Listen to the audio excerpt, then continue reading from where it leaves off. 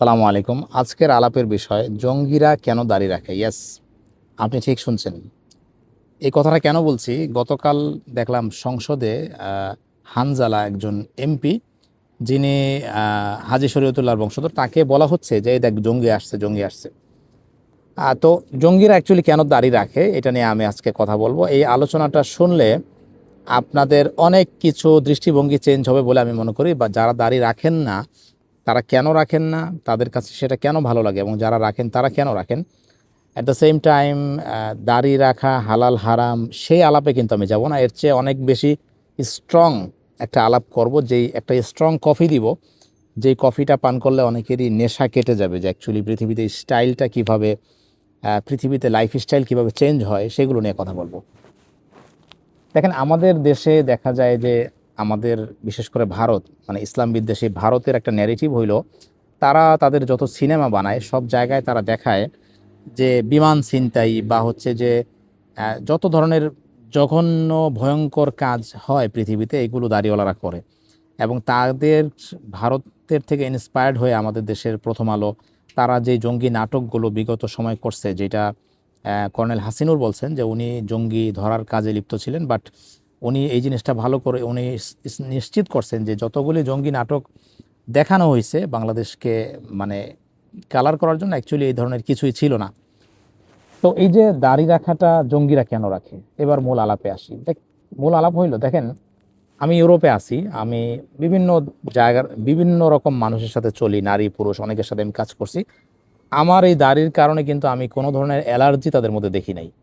বাংলাদেশে দেখছি, বাংলাদেশে দাড়ি টুপি হইলে যেটা হয়, যে অনেকেই একটু পিছায় পড়া মনে করে, বা ধরেন বাংলাদেশের যে রাজনীতি, ইসলামী রাজনীতি ইভেন যদি বলি, আমাদের জামাত ইসলামেরও অনেকে দাড়ি রাখেন না, বা আহ, তারাও এটাকে মনে করেন যে তাদের দাড়ির কারণে তাদের অ্যাকসেপ্টেন্স রাষ্ট্রের বিভিন্ন জায়গায় প্রশ্নবিদ্ধ হইতে পারে, যার কারণে দেখা যায় ছোটো মোটো করে কোনো রকম তারা রাখতেছে। আপনি শুধু ইসলামী বা জামাত ইসলামের কথা আমি বলবো না। আপনি দেখেন যে আপনার মদিনার যে ইমাম, মসজিদে কুবার খতিব হয়েছেন শেখ সালেহ আল মাগামিসি, আমি ব্যক্তিগতভাবে ওনাকে অনেক পছন্দ করি, অনেক বড় আলেম, বাংলাদেশে এত বড় আলেম নাই, কিন্তু ওনার দাড়িও কোনো রকম আছে, ঠিক আছে। তারপরে মিশরের বড় বড় আলেমরা, আল আজহারের যারা ইউনিভার্সিটির শিক্ষক, ওনারাও দেখা যাচ্ছে যে দাড়ি খুব একটা রাখেন না। তারপরে ইখওয়ানুল মুসলিমিনের প্রতিষ্ঠাতা হাসান আল বান্না, ওনারও দাড়ি ছিল না, মুরসির দাড়ি ছিল না, বা আরবদের সাথে যে আমরা চলাফেরা করি এখানে, এদেরও বর্তমানে দাড়ি নেই। সো দেখা যাচ্ছে যে পিছায় পড়া মানুষ ছাড়া আর কেউ বর্তমানে দাড়ি রাখতেছে না ওয়ার্ল্ড ওয়াইড যদি মুসলিমদেরকে দেখি। কিন্তু আমরা যদি একটু পেছনে যাই, তাইলে আমরা দেখতে পারি ইন্টারেস্টিংলি হিন্দুরাও দাঁড়িয়ে রাখতো। আমরা যদি সিরাজউদ্দৌলার সভাসদে যারা থাকতেন, সেইখানে গুরুত্বপূর্ণ পদে যে সমস্ত হিন্দুরা ছিলেন, যেমন রাজা দয়রাম একজন আছেন, তার নাম বলতে পারি, তার দাড়ি ছিল। এগুলি মূলত পেইন্টিংয়ে দেখা যায়। আপনি যদি আমাদের মোগল আমলের শাসকদের পেইন্টিং দেখেন, সেখানে আপনি অনেক হিন্দু রাজা পাবেন যারা হচ্ছে যে দাড়ি রাখতো। অর্থাৎ গল্পটা একটু ভিন্ন। এর বড় কারণ হইল, আজকের পৃথিবীতে মুসলমানদের কোনো ভালো অবস্থান নাই, যার কারণে পৃথিবীতে যারা পাওয়ারফুল মানুষ তাদের কালচার যারা দুর্বল মানুষ তারা ফলো করে। আপনি ধরেন মরক্কের সাইডে যদি আসেন, আফ্রিকান অঞ্চলে আসেন, আফ্রিকাতে 1912-তে মরক্কে ফ্রান্সের উপনিবেশ শুরু হয়, বলা যেতে পারে প্রথম বিশ্বযুদ্ধ লাগার ঠিক আগ মুহূর্তে। তো ফ্রান্স মূলত 1910-এর পর থেকে এই অঞ্চলটাতে উপনিবেশ চালায়। আমাকে একজন মরক্কি বন্ধু সে বলছেন, লা তুজাদ আহাদুন হালাকা লিহ লা ইউজাদ আহাদুন হালাকা লিহিয়াতাহু ফি ফিল মাগরিব, মানে 1910-এর আগে মরক্কোতে এমন কোনো পুরুষ পাওয়া যাইতো না যার দাড়ি ছিল না। তার মানে বিগত 100 বছরে আফ্রিকান এবং আরব মুসলমানদের দাড়ি ছেটে ফেলছে তারা। আর আমাদের ক্ষেত্রে দেখা যেতে পারে যে আমাদের যখন প্রভু চেঞ্জ হয়েছে, নর্মালি মানে ইতিহাস ঘাটলে দেখা যায় বিভিন্ন পেইন্টিংয়ে বা ঐতিহাসিক দলিল প্রমাণে দেখা যায় যে মোগল আমলে রাষ্ট্র ক্ষমতায় যেহেতু মুসলিমরা ছিল, সেই কারণে মুসলিমদের কাপড় চোপড়, মুসলিম রাজারা কেমন পোশাক পরেন সেই পোশাক মডিফাই করে হিন্দু রাজারা পরতো। তারপরে হচ্ছে আপনার মুসলিমদের ভাষা, যেমন তুর্কি, আমাদের যে উর্দু ভাষার আলাপে আমি আজকে যাব না, ভাষার আলাপে পরে আসবো, আজকে শুধু ফ্যাশনের মধ্যে থাকবো। তো দেখা যায় পৃথিবীতে, যেটা আরবিতে একটা প্রবাদ বলে যে আন্নাসু আলা দীনি মুলুকিহিম, পৃথিবীর মানুষ রাজা বাদশাদের হচ্ছে যে কালচারকে ফলো করে। সো দাড়িটাকে মূলত ব্রিটিশ উপনিবেশ আসার পরে আমাদের দেশে দাড়িটাকে একটু খাটো করে তারা দেখতে শুরু করে, এবং তারা এই জিনিসটাকে খুব হেয় করে। এটার একটা ধারাবাহিকতা হিসেবে আমরা দেখতে পারি যে রাজাকারদের যে বিষয়, দেখেন রাজাকার যে টার্মটা, এই যারা রাজাকার ছিলেন তারা সবাই দাড়িওয়ালা ছিলেন বিষয়টা এমন না, এখানে দাড়িওয়ালা লোকও ছিলেন, দাড়ি ছাড়া লোকও ছিলেন।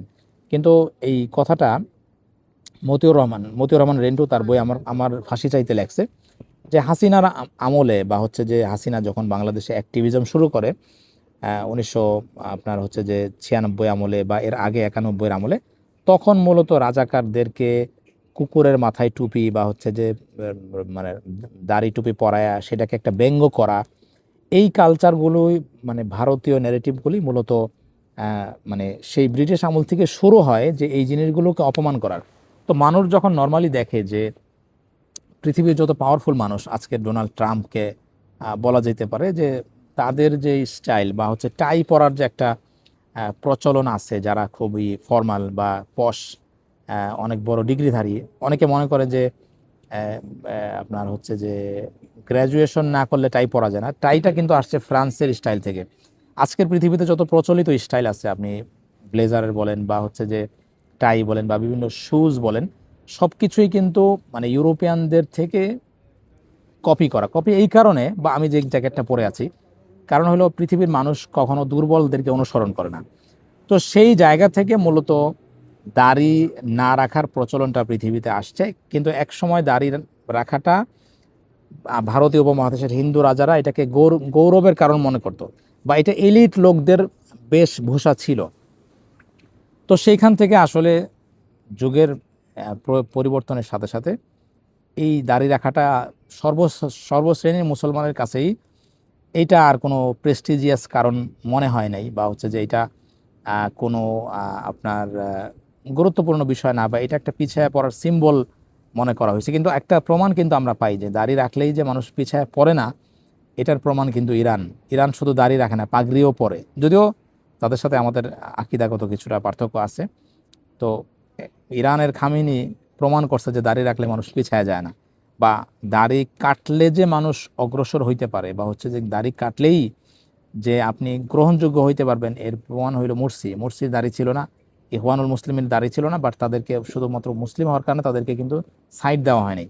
তো আমি মনে হয় বুঝাইতে পারছি যে অ্যাকচুয়ালি দাড়ি রাখার সাথে মানুষের অপরাধের কোনো সম্পর্ক নাই, বা দাড়ি কাটার সাথে মানুষের অগ্রসর হওয়ার কোনো সম্পর্ক নাই।